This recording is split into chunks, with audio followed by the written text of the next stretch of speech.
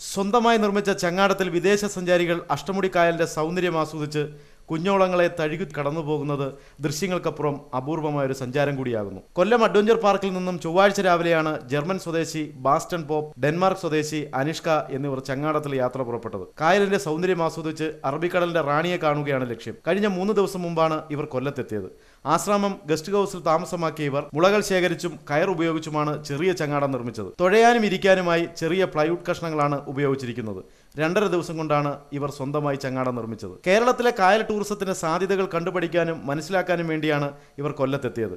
കായലിന്റെ സൗന്ദര്യം ആസ്വദിച്ച് ഇവർ കൊച്ചിയിലേക്കാണ് യാത്ര പുറപ്പെട്ടത്. സുഹൃത്തുക്കളായ 2 പേരും എഞ്ചിനീയർമാരാണ്. ഇവർ പരിചയപ്പെടുന്നതും സൗഹൃദങ്ങൾ പങ്കിട്ടതും രാജസ്ഥാനിൽ വെച്ചാണ്. അനിഷ്ക അമ്മയുമൊത്താണ് ഇന്ത്യയിലെത്തിയത്. സൂസൻ പോപ്പ് ആകട്ടെ ഒറ്റയ്ക്കും. ഇന്ത്യയുടെ ചരിത്രം പരിശോധിക്കുമ്പോൾ വിദേശ സഞ്ചാരികളാണ് ഇന്ത്യയുടെ സൗന്ദര്യത്തെക്കുറിച്ചും വാണിജ്യത്തെക്കുറിച്ചും ലോകത്തെ അറിയിച്ചിട്ടുള്ളത്.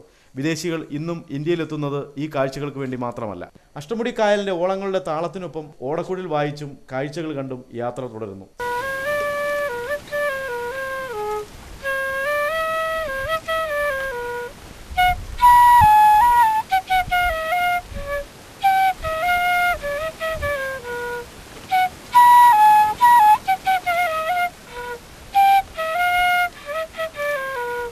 സൗന്ദര്യത്തിന്റെ ആ സൗഹൃദത്തിന്റെ ഓളപ്പരപ്പിലേക്ക് കൊച്ചിയിലേക്കുള്ള യാത്ര അവർ തുടരുകയാണ്. ജയമോഹൻ തമ്പി, ന്യൂസ് ബ്യൂറോ, കൊല്ലം.